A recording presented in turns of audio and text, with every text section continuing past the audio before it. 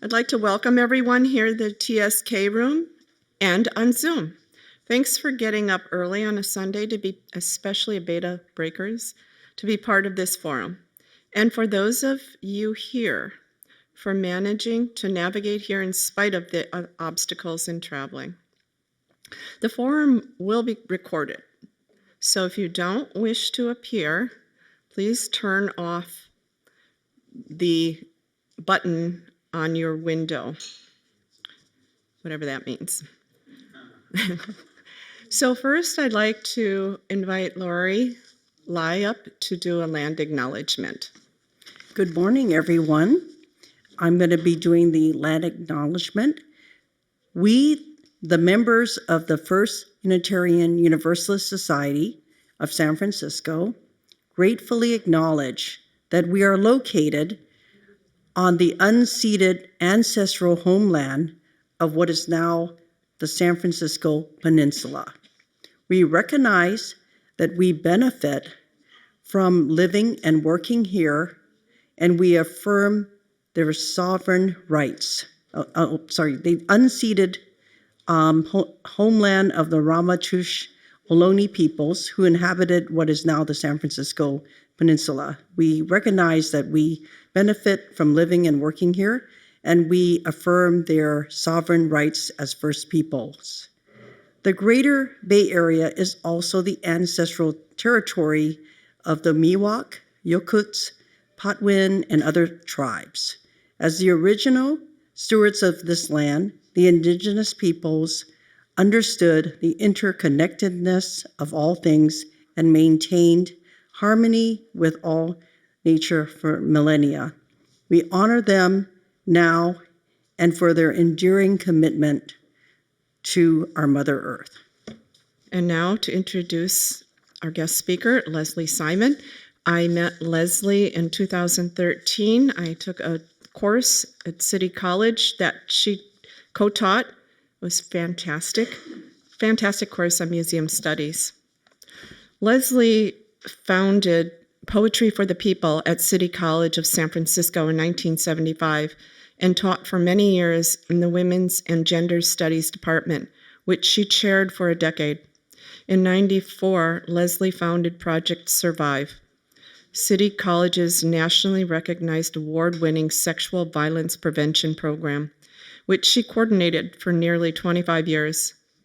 In 2006, along with several community-based organizations, Project Survive launched Expect Respect San Francisco, which offers healthy relationship promotion, sexual violence prevention workshops to all San Francisco public high school students.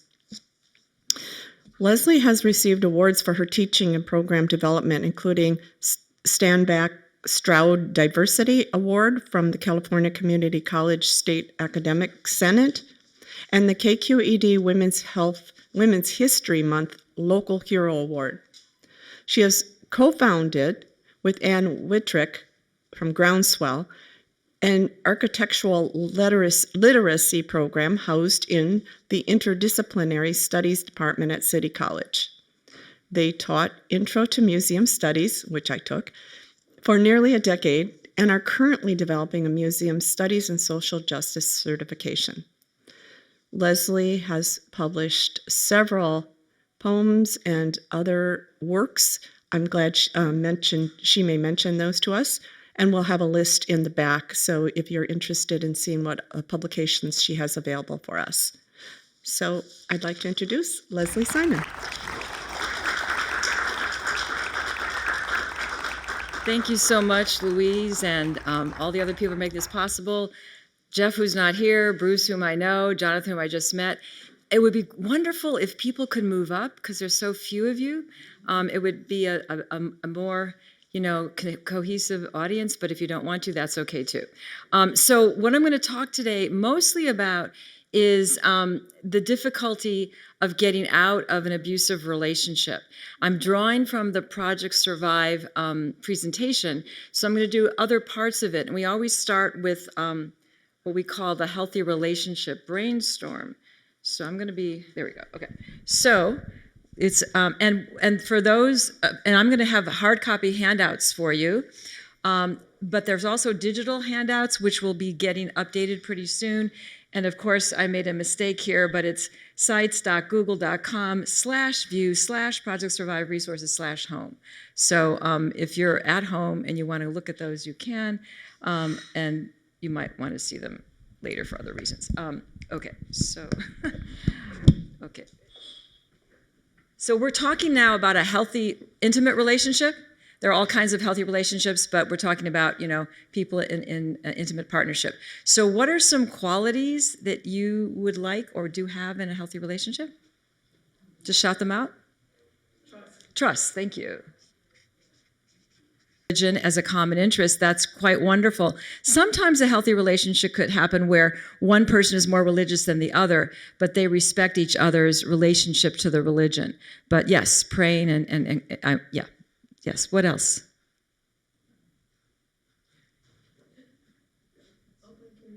Great, open communication, very important. And of course, that would go with trust and honesty and respect, yeah.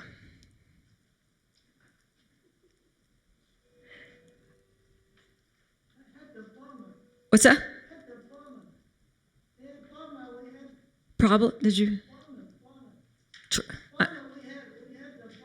Could somebody help me? I'm not hearing it correctly. Have problems?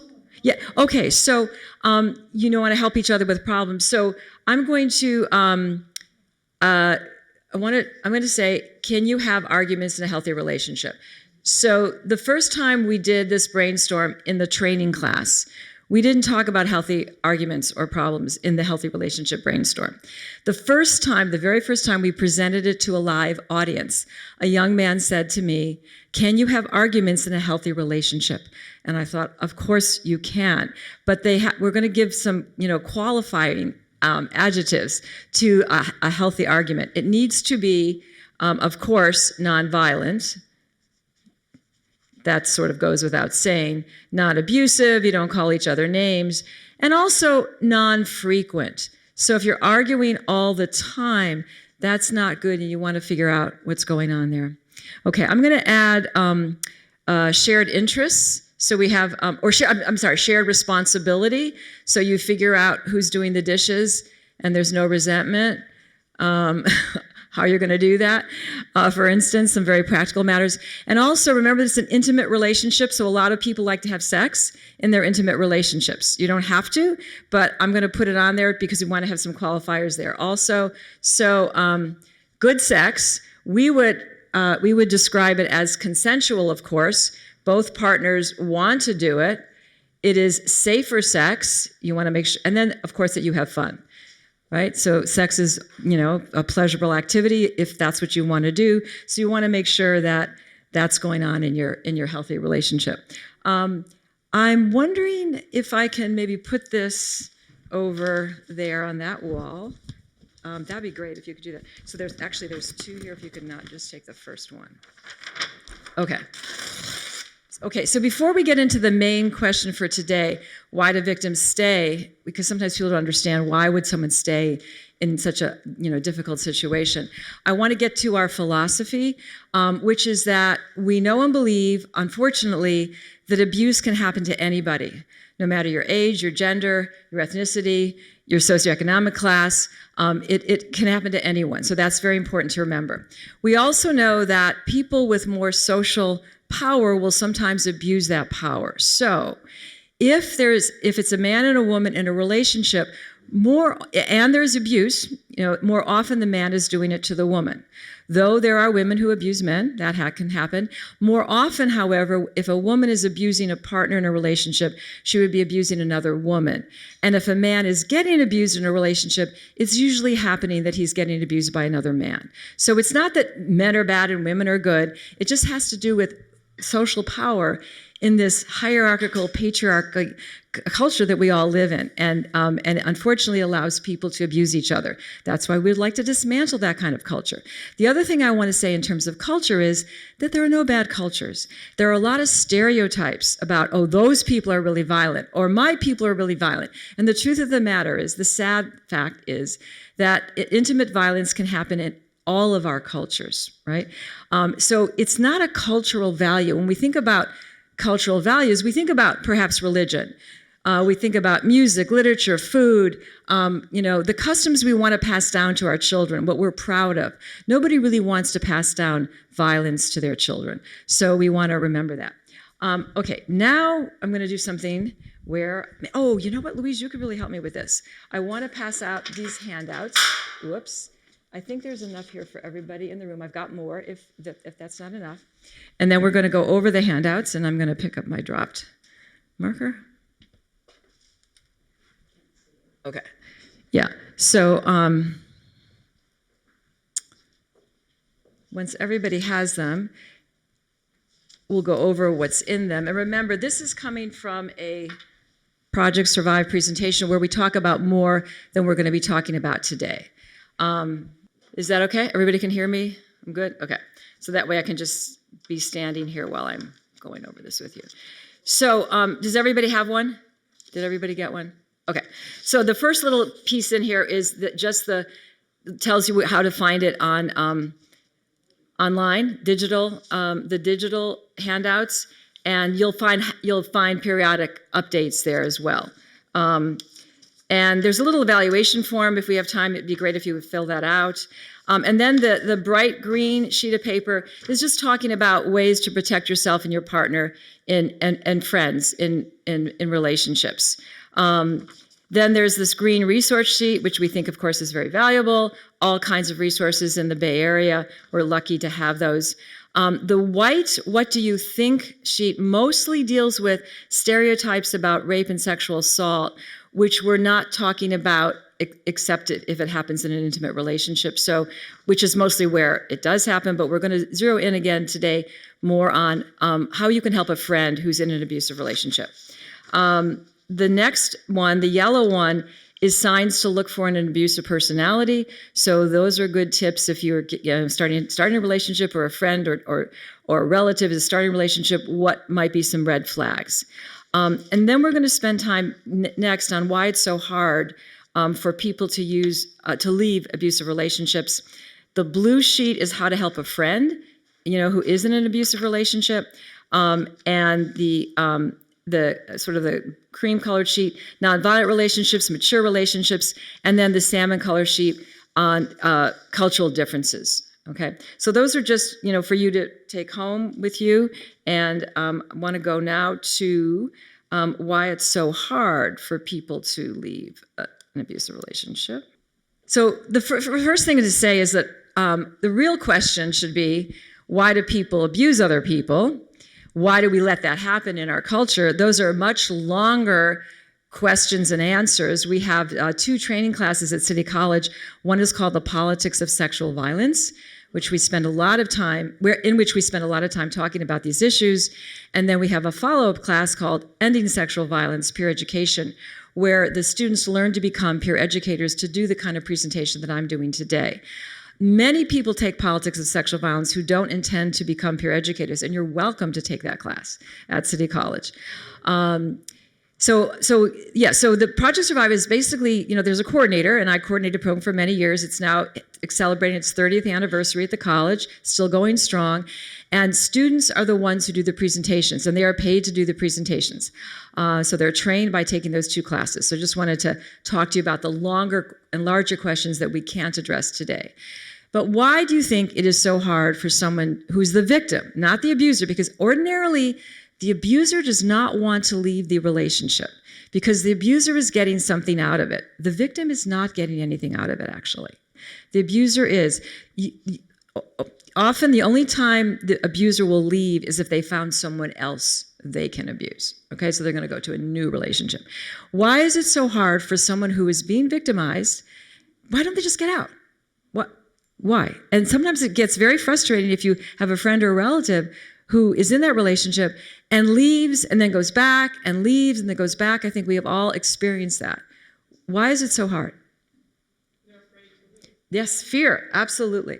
And there's all kinds of reasons why they're afraid. Yes. Children. They think they want the children to have another parent, a co-parent. Yes. And maybe the abuser does not hurt the children, right? Often they don't. Sometimes that's when someone finally leaves, is when the children start getting hurt. What else? Money. Money is a big one, a huge one. Financial dependence on the abuser. And now my handwriting is getting really bad, but I think you can. It's also, on the yellow sheet. Okay. Yes. Oh, shame. Absolutely. I don't want people to know this is happening to me. I was going to say stigma. Stigma. Yes, absolutely. All of those are related. Stigma, shame, embarrassment. So many people, because they blame themselves. And that's another reason. They blame themselves even though it's not their fault. The abusers are really good at blaming them. And so they're embarrassed. Yeah. Family. Yes, absolutely. There's family pressure. Well, come on, this happened, why can't you get it together? Why can't you make this work? We need people to stay together. Yes. Yes, low self-esteem. That's a really important one. And I want to talk a minute about low self-esteem, because people will often say, oh, this would never happen to me. I'm really healthy. I have good self-esteem. I would never get into a battering relationship. Well, what happens is the batterers are very, very clever, very charming. They can find vulnerabilities, and they don't start out smacking you on the first day or, verbally abusing you in the first even few months. It's a very, nice period. But what they're doing is they're picking away at your self-esteem a little by little. I tell them to make sure I've got some time here. Yes. So I sometimes call it the purple outfit story, right? So it's gonna be a man and a woman right now. It could be two men, two women, different genders, different, but same genders. But I'm gonna just do a man and woman here. So they've gotten together, and the man. The woman has gone to the mall to, get an outfit, this purple outfit, and comes home and is all excited about it. And the man says, well, you've got such a great figure, and, it kind of looks good on you, but it's not the right color, and then you think, oh, yeah, that's right. Green is a better color for me. I've been told that. So he says, I'm going to drive you back to the mall. And she took the bus, public transportation, to get home. I'm going to drive you back there. We'll get the right color for you. I'll buy you the accessories and a good meal. Maybe we'll even go to that movie that you've been wanting to see. What's wrong with this picture? A lot of people say, nothing, it sounds good to me. It's a trap. Manipulation. I know better than you do. And it's very soft and it's very subtle. And so what happens to, even with someone with healthy self-esteem, is it starts knocking away at your self-esteem. There's a story about one abuser will say to one woman, you never cook me anything. And then he says to another woman, you're always in the kitchen. It's not about the victim. It's about the abuser needing power and control. Yeah. Okay. So what else? What are some other things? Yes. Yes. Say that again. Yes, family abuse, absolutely. That you're used to it. You think that's what's supposed to happen. And some people say that's the way our culture does it. That's not true. Remember I told you earlier, it happens in all of our cultures, So, yeah. So there's the intergenerational violence, absolutely. There's some more. They're on the yellow. Yes, Susan.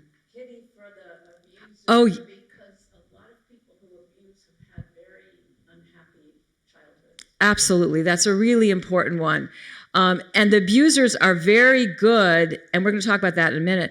They're very good at playing on that. We're going to talk about how they can use that to manipulate the victim. Yeah. Because they were abused, so they can be very sincere about it. Yeah. I'm going to add a few more. Immigration status. If you're undocumented and you're depending on your abuser to stay here safely, that could be one. You oftentimes talk also about HIV status.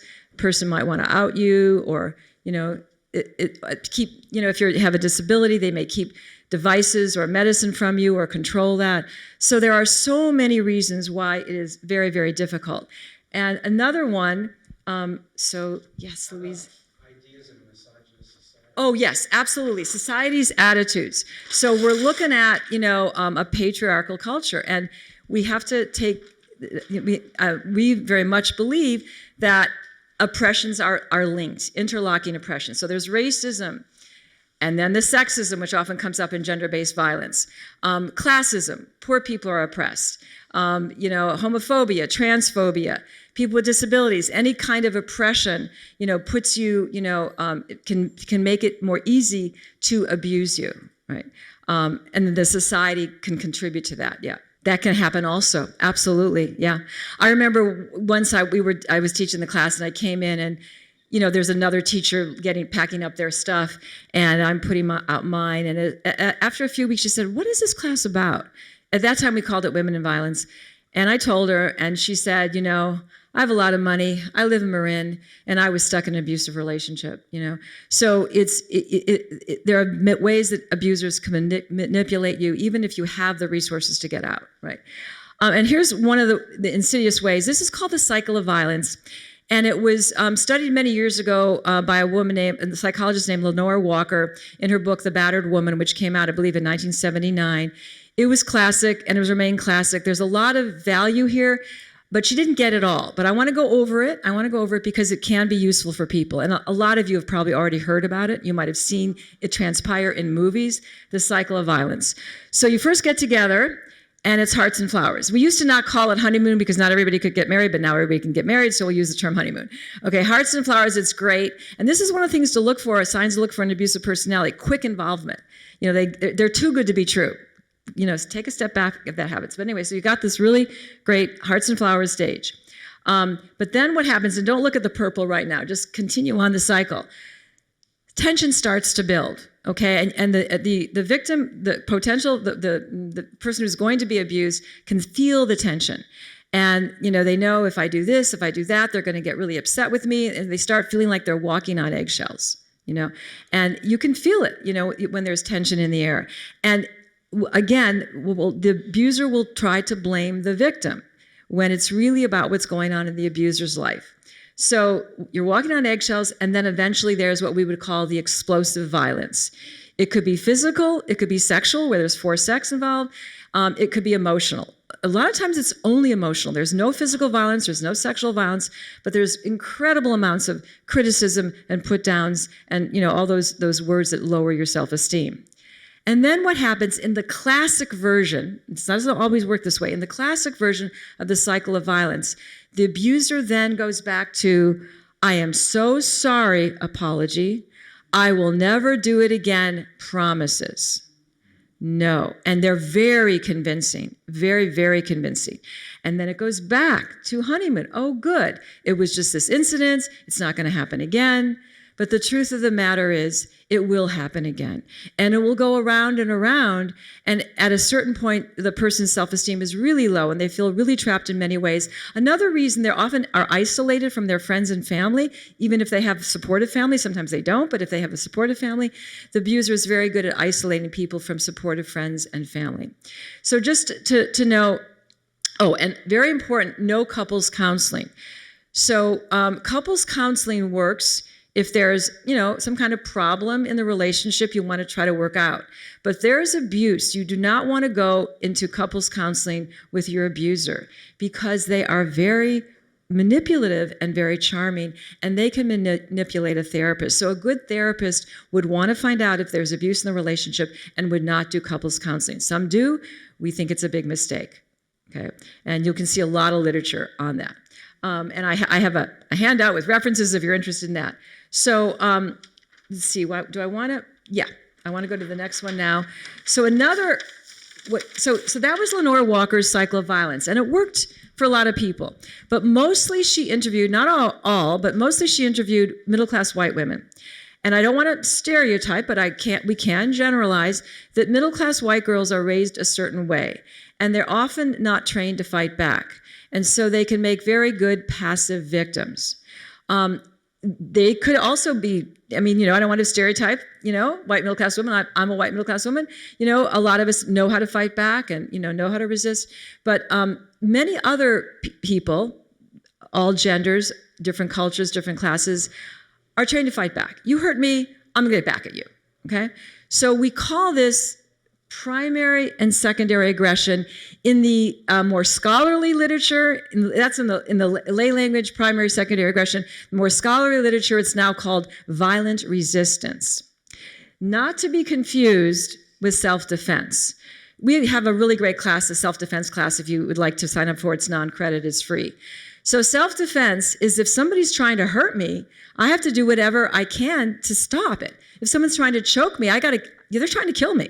I got to do what I can to get them off of me and then to get away as fast as I can. That's self-defense. Primary, secondary aggression is something else. So you've been abused for a while, and at a certain point you can't take it anymore. You get really frustrated. And you know, if it's been emotional abuse, you start calling your partner names. If it's been physical abuse, you might even hit your partner, smack your partner, okay? But you are the secondary aggressor. It's not okay. I don't support calling people names. I don't support hitting people if it's not in self-defense. But it's understood that it is different than what the primary aggressor is doing it. So the victim, is doing it out of frustration, but the primary aggressor is doing it for power and control. But this is another way that the abuser can use to trap the victim in the relationship. Because when the victim complains of what the abuser is doing, the abuser says, well, you do the same thing. It's just back and forth. And usually it is not back and forth. If you were to examine the situation, and it used to be there would be, it's a law, there's laws that said you have to make an arrest if there's violence. And the police would be making these dual arrests. They would call it mutual violence. And then they began to realize that they were making a mistake. Good policemen, good police people were realizing that they were making a mistake. And they know that they have to separate the two out and ask them a series of questions. One of them is going to be afraid. The other is going to be defensive and not afraid. You can often figure out who's the primary aggressor. Not always, but often.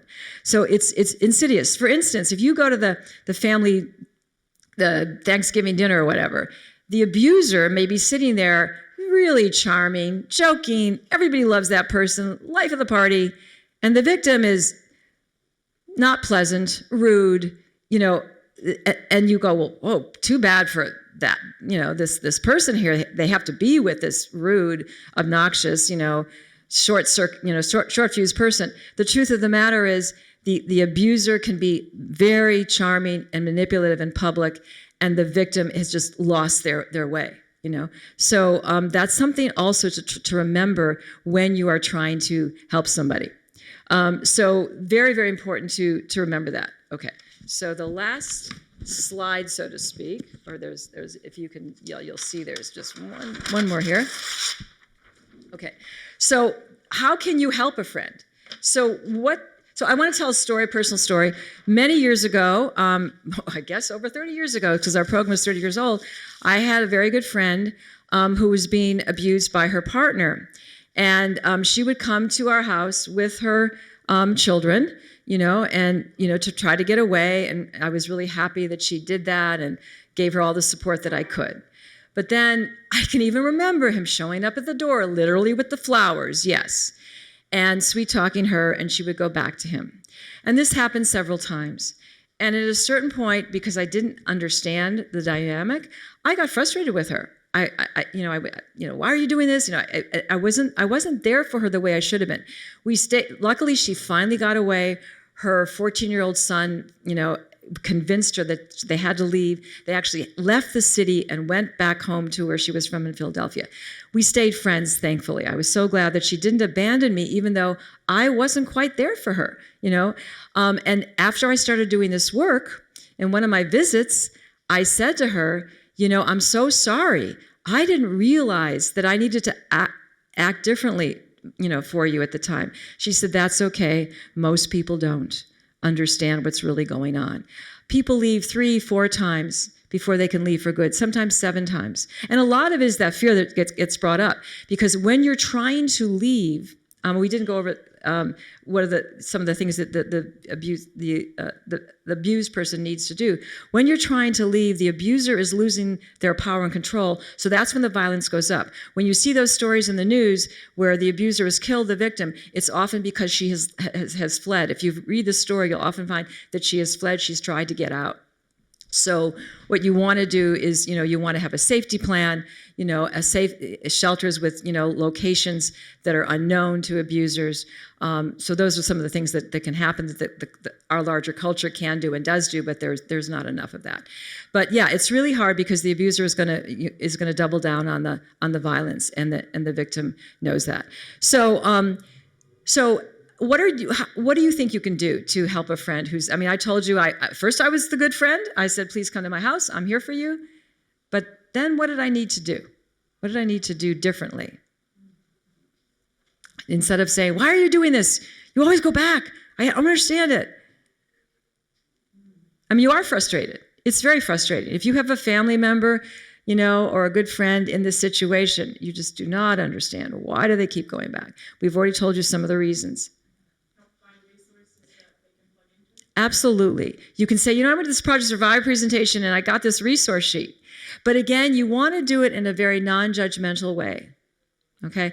And if they don't do it, don't get angry with them. But at least you've given it to them, right? And you have patience is really important. And then also you want to take care of yourself because, you're getting frustrated. You don't want to lose your center. And in really bad situations, you want to make sure that the abuser is not going to come after you, though that doesn't happen that often. Sometimes it does in family situations where the really grim stories of they kill their partner and the partner's mother. You've probably read those stories also, yeah. The partner's mother, yeah. Yes. So what are other things that you can do? So giving them resources, keeping your center, yeah. Excellent. Checking in periodically. And again, every time you do any of these things, as non-judgmentally as possible, and in fact, no judgment. Try to just have a certain kind of detachment. How are you doing? Oh, things are much better. It's really great. And that it's going to happen again, but you don't say that. You just say, okay, just checking in. And again, letting them know, I'm always here for you. If you need anything, I'm here for you. It's very, very, and mean it. Yeah. Anything else you can? I love that. Envision a better future. That's wonderful. You always wanted to go back to school. Abusers often don't want their partners to be in school because they can advance and get a better job. Just talk positively about those goals that your friend or relative has. And so you're not talking badly about the abuser. That's not going to get you anywhere, okay? But you're talking about what can your friend do to grow because you're not controlling the scene. You are now helping them, and then they're going to figure it out. Because the other thing that happens is when you are being abused, you're losing your power.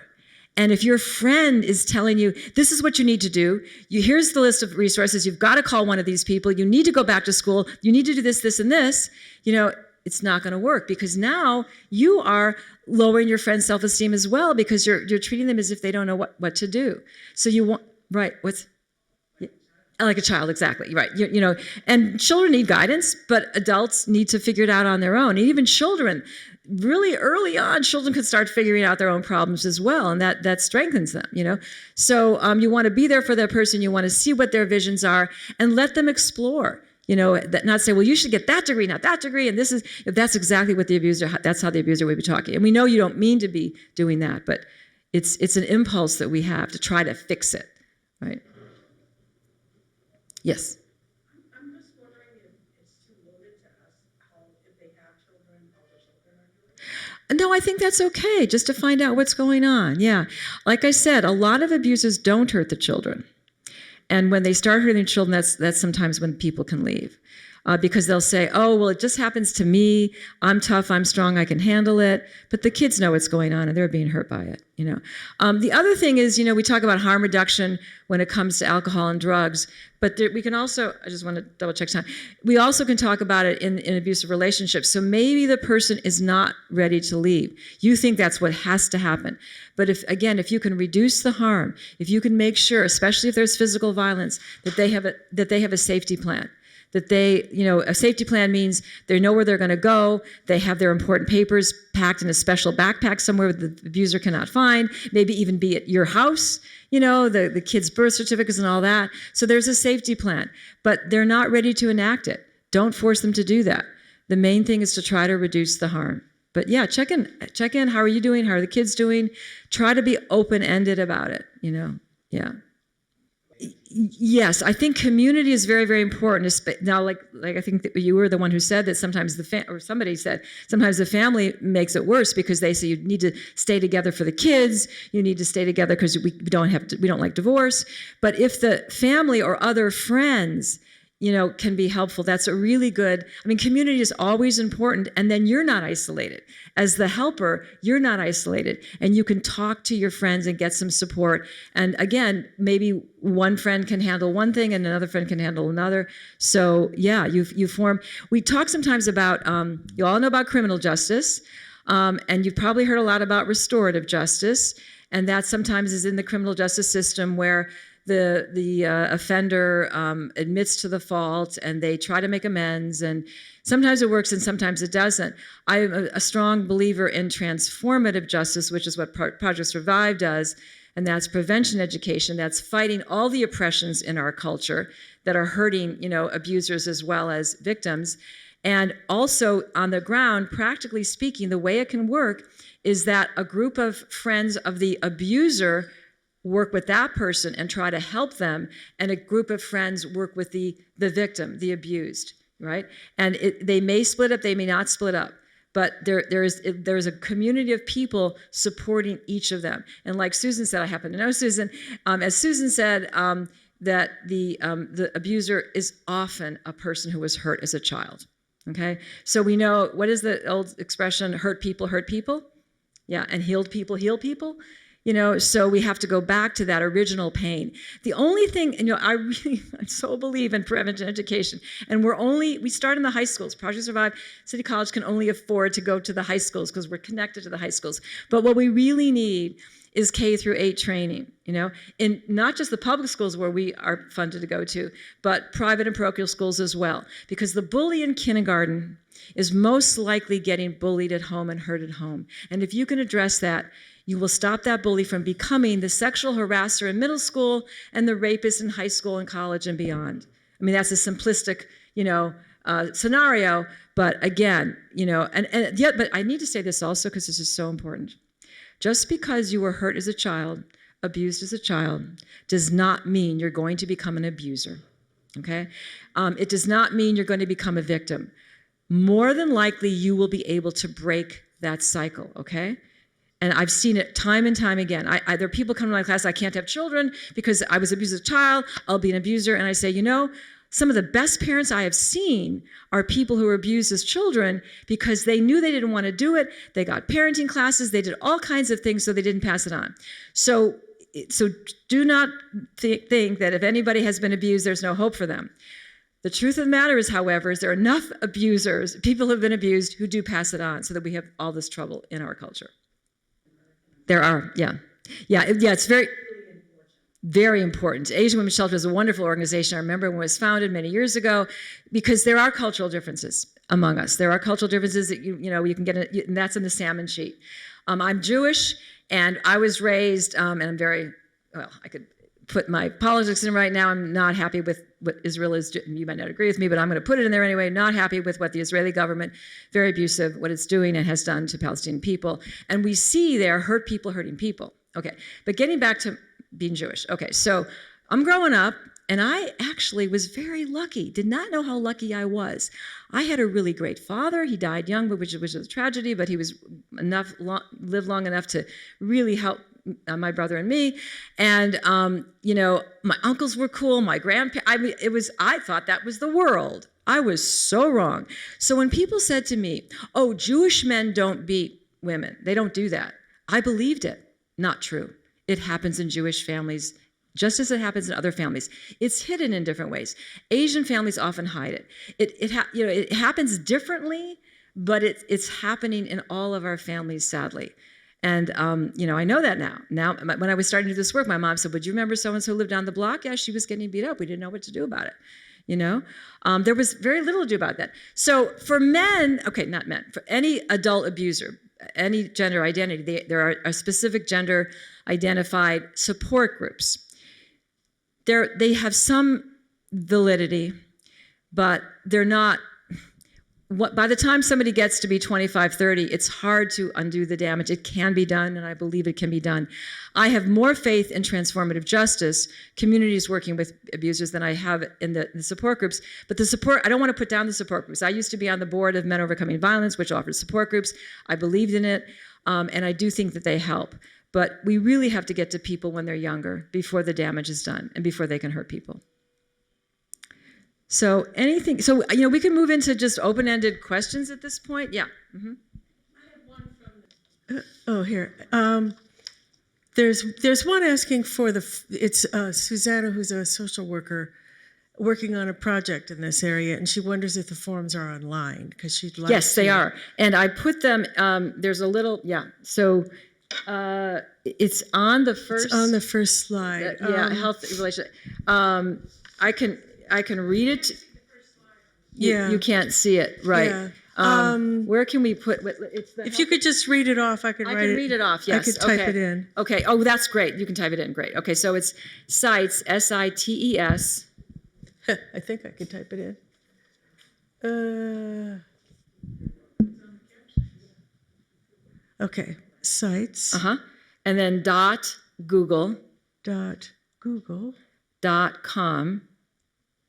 //view / Project Survive Resources /home.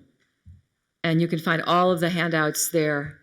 And hopefully they will be updated periodically as well, the digital version. Yeah. I put it, okay, I did. Where is the one? Can you hear me? Yeah. So it's sites.google.com /view / Project Survive Resources /home. So I think you can see that there better. Thank you. Now we're going to trade microphones again. Thank you for that. Yes.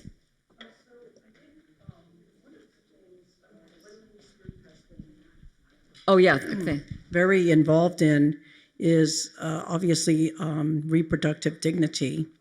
And I just came across a very disturbing statistic that when women are actually pregnant, that is a very, very high-risk situation for some of them. That's exactly right. Very vulnerable. What's happening is the abuser the tension is away from the abuser. The woman is focusing on somebody else. Yeah, it's very vulnerable time, pregnancy. Mm-hmm. Yep. And my daughter's actually a social worker, and she works with pregnant teens, and there's a lot of, often they're pregnant because of abuse that's happened, and then it can get worse because of the pregnancy. Mm-hmm. Thank you. I was curious as to the percentage of abusers that seek help and a percentage of success for them. I don't have good answers for that. Usually what happens is the people who seek help have been mandated by the courts. Abusers rarely go in on their own. I don't have the stats. Also, we don't have good statistics. We just don't on the success rates. As I said, I still believe in the support groups. I absolutely do. I think they're better than not having them. But they're not as good as we would like them to be, and I don't have great statistics. But I don't want to condemn them. I think that they're important. I really want to focus our energy as a culture on prevention education from the time kids are small. That's what we need to do. Right now, I'll get political here again in a different way. There's something called the DCCC, Democratic County Central Committee, and there, you might have seen it in the news, some of the people, progressive people and others not so progressive, being accused of violence, and there's going to be some meetings about that, and I'm going to go to them, and rather than looking at punishment, I want to take a look at wealthy people in this town. They need to fund a lot of things, but funding prevention education, because that's what we really, and the other thing about prevention education is nobody gets hurt. and the kid is getting hurt at home gets help. And not necessarily by taking them away from their home and putting them in foster homes where there's a high level of abuse. Some foster homes are wonderful. I don't want to, but often where there's a home, where there's love, but abuse is going on, again, we need to do transformative justice and work with those parents. I think that there's a lot we can do. I don't have it here, but if you want to Google creative interventions, it's a wonderful transformative justice group that put together a toolkit and a workbook. And this is all new. Transformative justice is pretty new. 10, 15 years, it's part of the abolition movement that doesn't believe in jails, that jails make people worse. Like, if you think about it, you got this kid who's, 12 years old. He does, I don't know. And of course, if he's a kid of color, especially a black kid or Latino kid, he's more likely to get sent to juvie than if he's a middle-class white kid. So he goes to juvie and he gets raped. Right? And he comes out and he's furious. So the criminal justice system is not the best way, I think, to repair our culture, even though most people, transform justice people, are always against capital punishment, though in egregious cases, there is a reason that sometimes where you have to isolate people. But ordinarily, I think it's much better to try to work with people via community. It's hard work and it's long work, but people are starting it. So look up creative interventions. Yeah.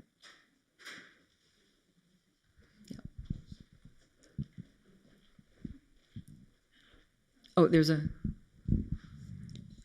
I just wanted to ask about online abuse, because I've heard some very sorry stories where people were literally defrauded of their life savings. Oh, yeah. Yeah, I mean, I'm not an expert on that, but it's rampant, and many elderly people are, vulnerable. The people who are doing it are prey on elderly people sometimes. Yeah, it's a real problem. Yes. Leslie, if you don't mind, I actually, in my professional capacity, encounter situations like this, and it's becoming a bigger and bigger problem where people are contacted through digital platforms. They're offered companionship and romantic things, and they're invited to send large amounts of money. It usually starts with smaller amounts of money, and it builds to larger amounts of money. And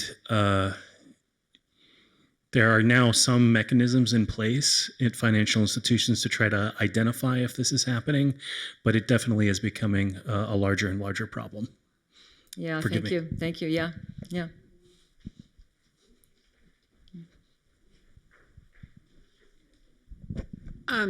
I understand. My daughter is very concerned about this, that publicly there are strangers walking up to strangers, men, and hitting particularly pretty young women in the face and then running. And that this has been noticed in the city of New York, but I think it's also happening in other cities. Okay. And I wondered if you'd encountered that phenomenon or had knew much about it. Not in particular, but what you're referring to is street violence.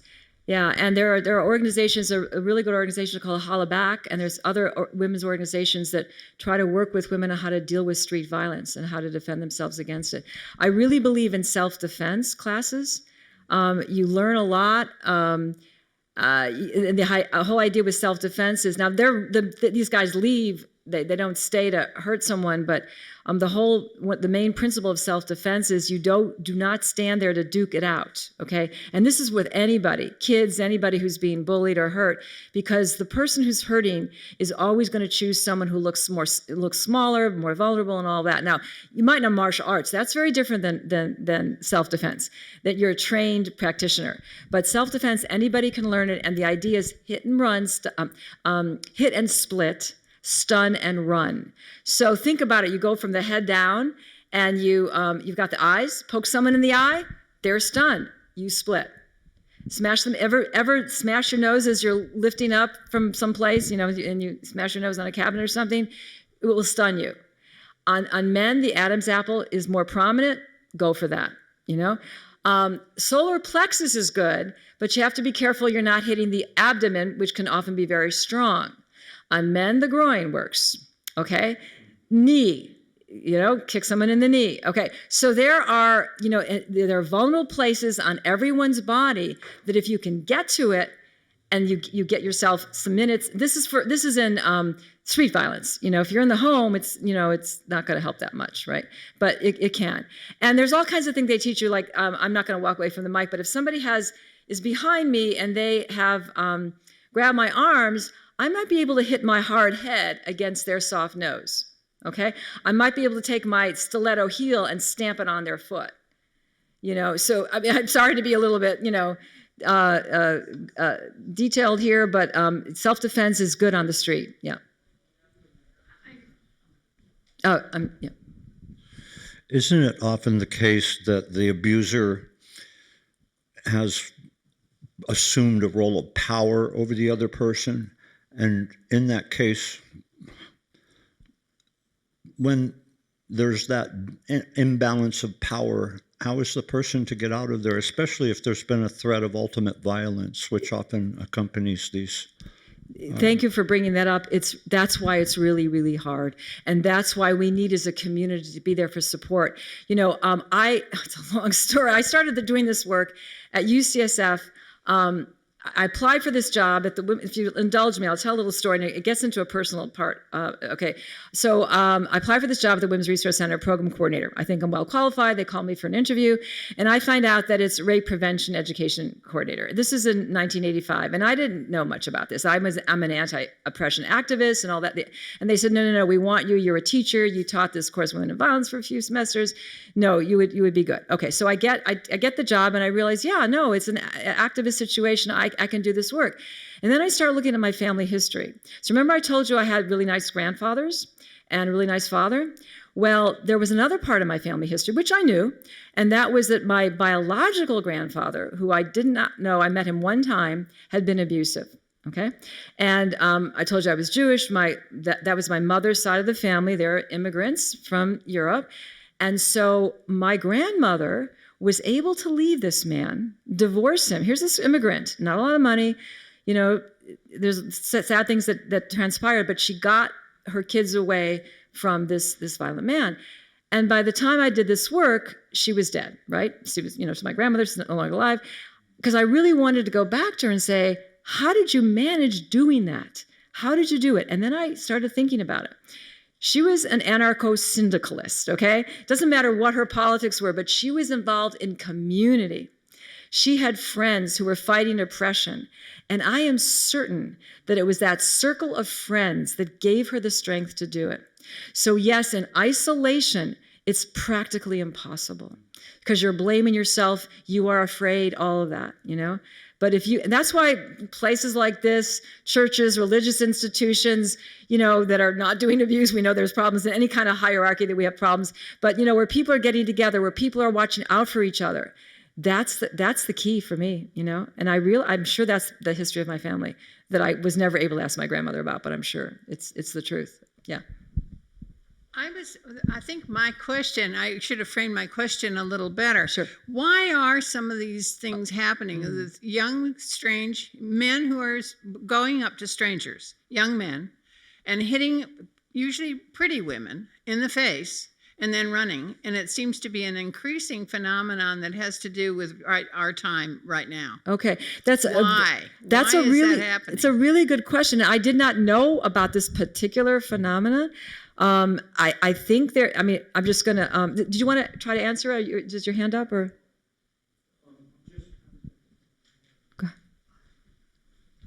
To my scarce knowledge of it, it's an online trend that's been going around and people filming themselves doing this as part of the act. So I don't know that there's any real answer to stopping it, but except being self-aware. More of your surroundings. Thank you both for letting me know about that. And I have something to say, but I want to hear other people first. Yeah.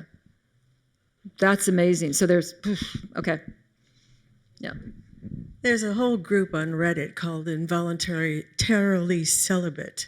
Yes, and it's men who feel like women owe them sex. And I'm sure that this is related.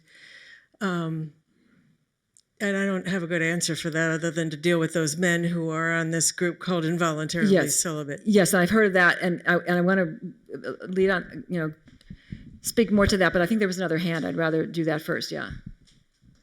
But yes, absolutely, I think you are right about that. I mean, what's the chance of, in terms of future policy, any kind of incitement to violence against women to be a hate crime?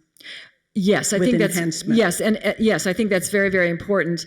And yeah, so but I want to get back to this phenomena, and I think as women, I'm a feminist, and as women are gaining power, gaining, better incomes and so forth, there's a lot of resentment. Women used to have to get married to be protected. I mean, if you read the Jane Austen novels, it's really important for the women to get married, right? And so I think that the fact that women are more independent. On the other hand, we know that there are independent women who have jobs for years who still are getting beat up. But I think that this phenomenon may be related to this rise in resentment that women can refuse. And and so here's another part about women gaining in power, which I'm all for. I'm all for everyone getting more powerful. Power is not a bad thing. The problem is power can be abused, but power can be used to help also. So the more powerful we are, the better. But as women gain in power, we have to be careful we don't abuse our power, right? So, and we know there are women who abuse children. We talk about the hierarchy, that there are women who more likely physically abuse children, but some women also sexually abuse children. So when there's that power imbalance, it's always a problem, and one all has to be very, very careful.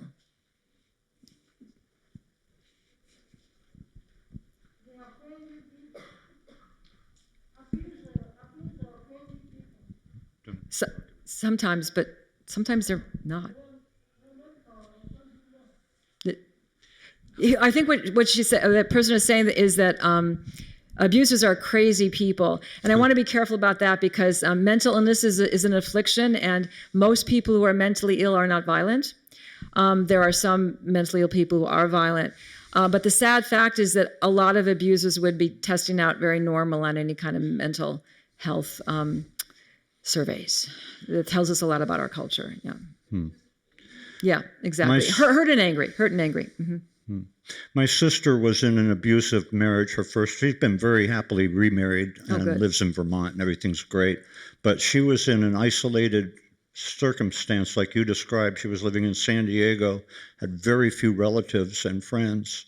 And so she took and because he was a lawyer as well, she took a legal aspect to it and let a lawyer know what was going on and did the whole thing kind of by the book. But she decided the day that he grabbed her by her throat that it had been too much abuse. And I don't know why people let it build up, because if it's coming out verbally, eventually it's going to turn physical. Yeah. It may turn physical and not always, but verbal abuse can be incredibly damaging to people, incredibly damaging. But again, the abusers are so good at blaming the victims. If you've not been in that situation, it's hard to understand it. And I try to understand it. And that I go back to my friend, the story I told you about, that, she helped me understand, psychologically what she was up against. So it's really hard. And that's why we need to, if I can't say it enough, that we need to not blame our friends who can't get out. We just have to try to be there for them and not get frustrated when they go back and forth and back and forth. It's very, very, very common.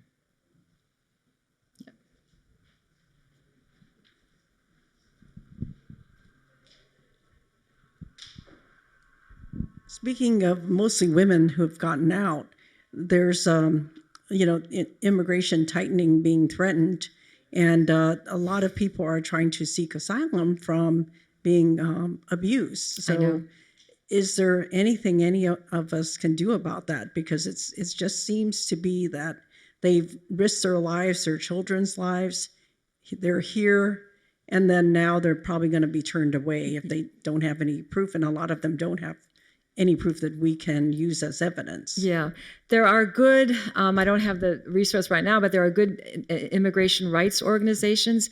And if you want to get active in them, those, and you say, this is what I'm interested in working on, I recommend it. It's really tough, as we know, I remember talking to one woman who said, and again, this is about harm reduction, that she did not, her abuser was the one without papers. She was a citizen of the United States. Her abuser didn't have papers. She didn't want him to get deported because she said, he'll just come right back and start abusing me. She said, I have to use something else. So, but that's a different situation where the abuser was not documented. But yeah, there are good immigration rights organizations, and I know they're addressing some of these issues. Yeah. But it's tough because people are fleeing violent relationships, and it's not seen as a cause for asylum, and it should be. Is there any indication that abuse is increasing with the right-wing politics?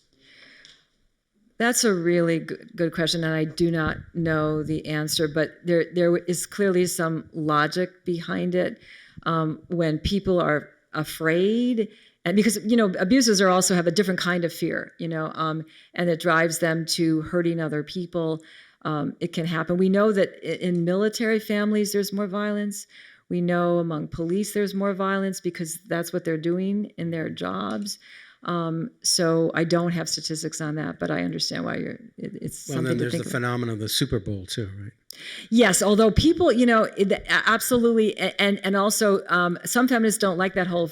I don't know whose question that was, but some feminists don't like that whole concentration on the Super Bowl because they say, there's violence 365 days of the year. It's, there might be a little spike, but and yes, the violent sports, get people's energies revved up, but it's every day. Not just Super Bowl Sunday, but yeah.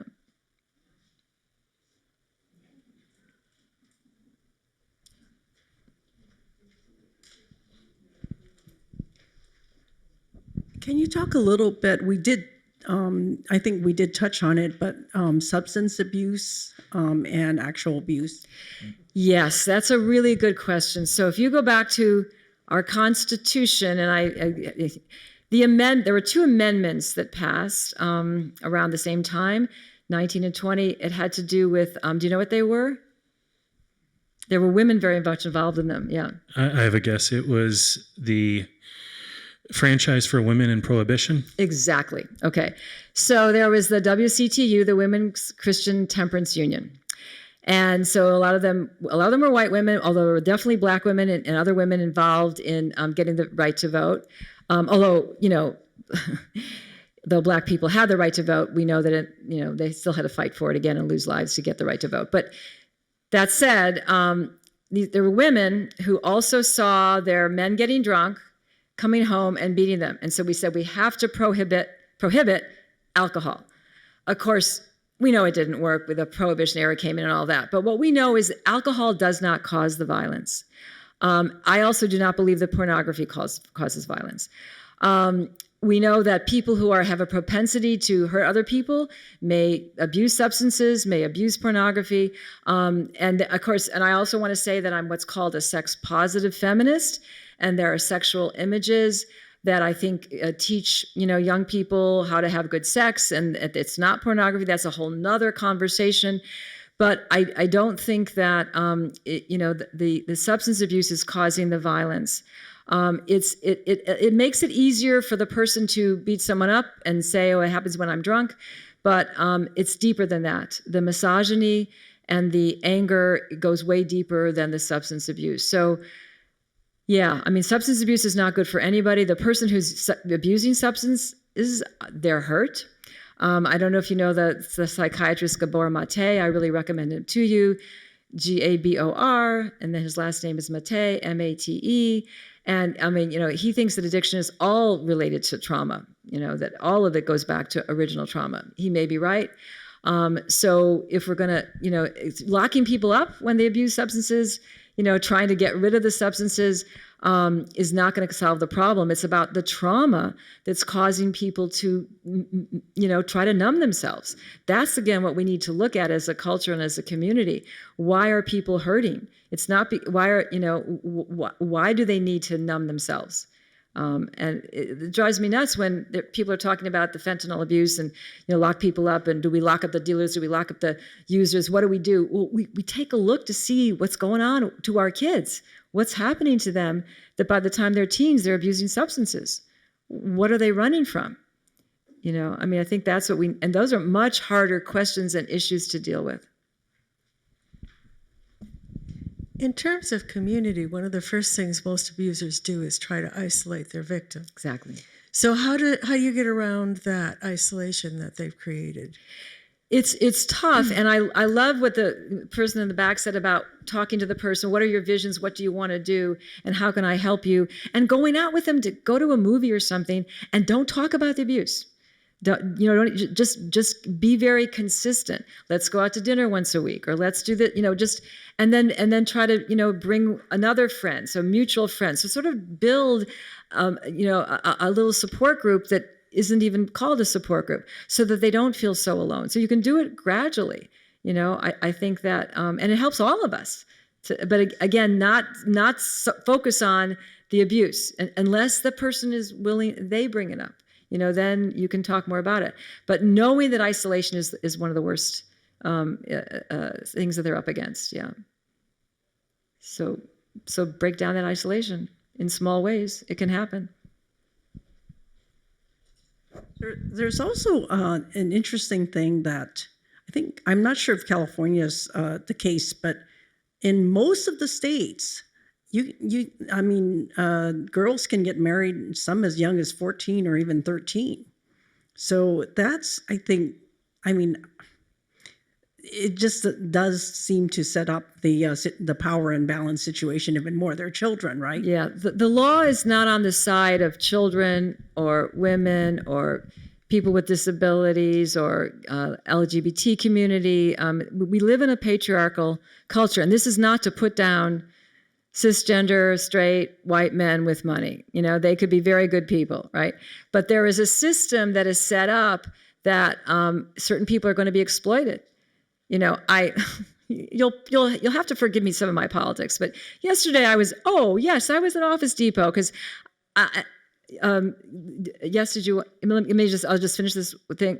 Okay, so there's trying to get some help, and the young man says, "I'm really sorry, but there's only 3 people working in the store now because when they raised our salaries, they fired all these people, right?"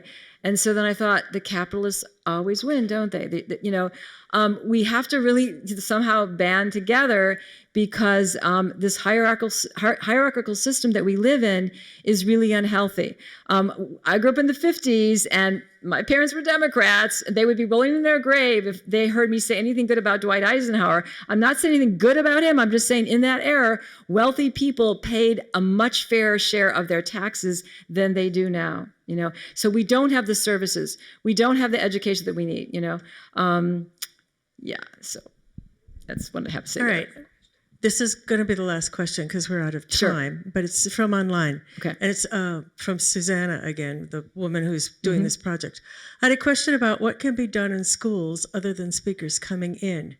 Would you think workshops or mandatory classes on-site school psychologists?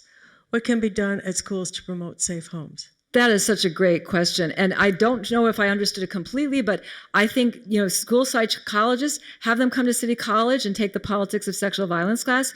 We're trying to get more teachers to take those classes so that we enlighten everyone. I also think that support groups in the schools can help kids where they talk, and again, in K through 8, K through 5, you're going to mostly be talking about bullying.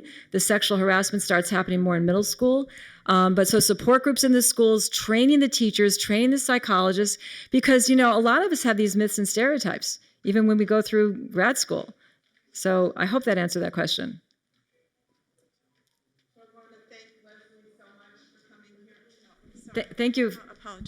Apologies. For having Thank you, me. Leslie, so much. We really needed this for all of us to do the work that needs to be done. So thank you. Thank you, and thank you for your questions and your attention. Yeah, thanks.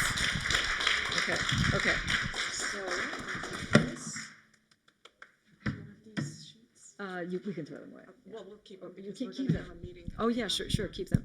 I seem to have lost my cap for this. Oh, here's. Okay, I just want to briefly announce that there is not going to be a forum next week because of the retreat, the church retreat. On June the 2nd, there will be another forum. It'll be on trans rights. Ryan Thorson will be here. So please come back. And for all those who are online and those who are looking for a chance to see this presentation. This is a really important presentation today.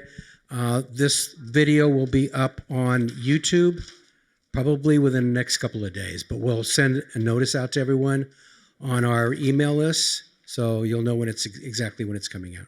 Thanks for being here, and we'll see you next time.